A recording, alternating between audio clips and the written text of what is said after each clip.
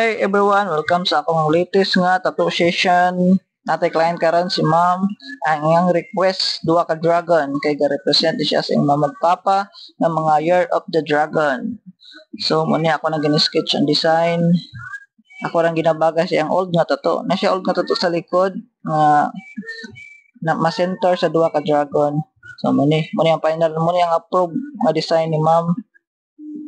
Kani as usual, stencil na ta para i-prepare akong design. Mao din ni ang gusto ni ma'am nga design, pero ni ana ko nga maglisod og butang ana nga design sa iyang old nga tattoo kay di mo bagay. So mao to naghimo ko kaugalingon ako nga design para pod original siya, wala siya kapayha. So mo to approve ra pod ni madam. Kamo ni nagsugod na mig tattoo, nagline ako ani. Akong gamit ani nga liner kay 3RL og 5RL. Medyo pino kay mga detail aning yang dragon kay medyo gamay siya nga size. So murang gamay atong nga liner nga gamit para makakuot ta sa mga detail.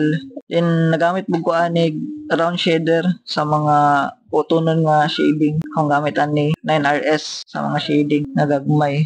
Kani katunga nami, hapit ako mo mag-shading sa isa ka dragon. Ang isa ka dragon ani is medyo dark siya, then ang isa light lang siya, light shading lang. Mubawi ra ko sa background aning light nga dragon. Tawtad mi ani mahuman nga session kay murag mga 3 hours ni kape na mga session. Kay dani ga shading nami sa background.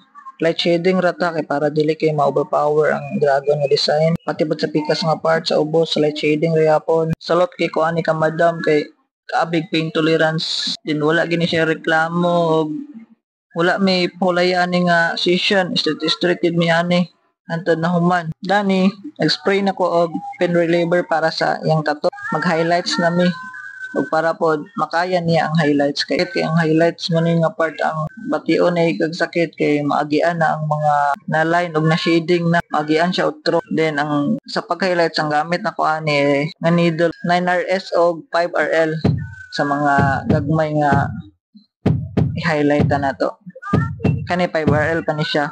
Pepino ang akong ginasudlan sa white dere na sa head sa dragon. Ug sulod sa 3 ka oras nga session, mo ni ang final result.